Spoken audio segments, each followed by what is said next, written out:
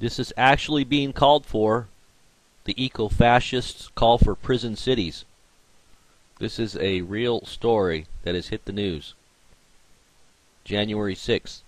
People who resist the state controlling every aspect of their existence will be forced to live in squalid ghettos, while the rest of the population will be tightly controlled in high-tech prison cities. That's the future envisioned by eco-fascists who are exploiting the contrived global warming fraud to openly flaunt their plan for the total enslavement of mankind. The threat posed by the kind of scenario being promoted by Forum for the Future, the group responsible for the chilling video below, cannot be emphasized enough. The dictatorial hellhole of 2040, where the cars will be banned, meat rationed, farming completely abolished and overtaken by the state, behavior cataloged on calorie cards, and careers ordained by the government, is the ultimate goal of the control freaks who have seized the reins of the environmental movement. And let's just watch this little video here for a minute.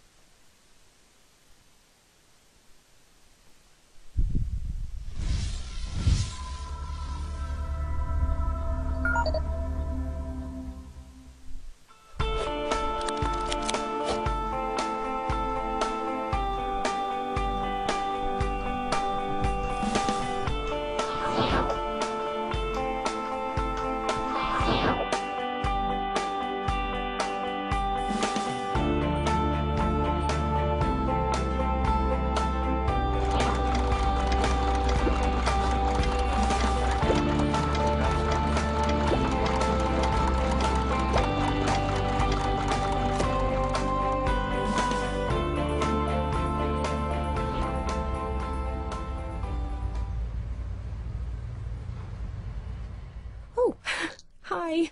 I'm so glad you're on time. I'm V. I'm looking forward to showing you around Plandopolis today. My husband works from home. He's a virtual engineer working on one of the city's desalination plants. He controls the robots who do all the important maintenance. I think he basically plays computer games for a living. You ready to go? Have you got your calorie card open on your smartphone? I registered your visit with Slick Travel Corp the other day, so they've allotted you a journey time to match mine. It makes so much sense, doesn't it? Switch off brain and go to work. With this many people around, I'm glad there's a mega computer in charge. We're so lucky. Our kids were allocated a school quite near my practice, so I can drop them off on the way. It saves on our calorie ration. Well, it won't be long until the little darlings get their career announcements. They've been working so hard, so I'm sure they'll get something good. Not that there's anything wrong with fixing carbon scrubbers for a living or anything. Are you hungry? Let's pop to the market as we're passing. Right, what's on the menu this month? No, not meat. It's not your birthday. The Global Food Council are doing a really good job of keeping food production going. I mean, you don't get the choice you used to, but we're better off than most. I think it's probably easiest to walk from here. You barely see a car in the city centre nowadays, unless you're rich.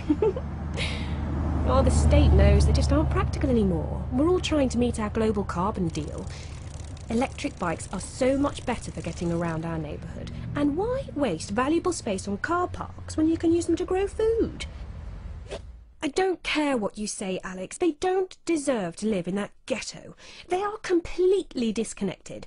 No high-speed transport system, no new internet. They miss out on jobs and many essential services too. Oh, hi again. What a day. I had to make an emergency visit to the Cry Freedom ghettos. I mean, I miss my sister like mad, but I'm glad they went when they were moved to New Amsterdam. They're safe from climate change on the floating city. Oh, that must be her now. It's much easier to meet up with friends virtually now. So many cities have banned cars in central areas. Ooh, looks like she's got some juicy gossip.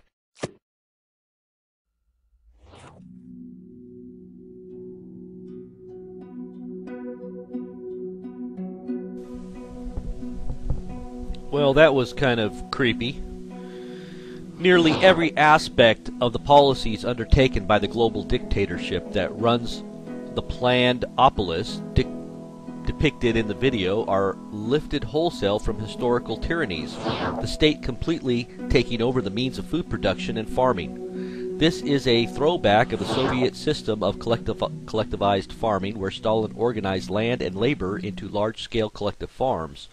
Farmers who resist the state taking over their farms were arrested and sent to Siberian gulags. As a result of the mass seizure of property and the disruption that the collective farming brought to food production, upwards of 3 million people died from starvation from 1932 to 1933 alone. A similar system imposed in Maoist China under the Great Leap Forward led to the Great Chinese Famine and the starvation of at least 36 million people.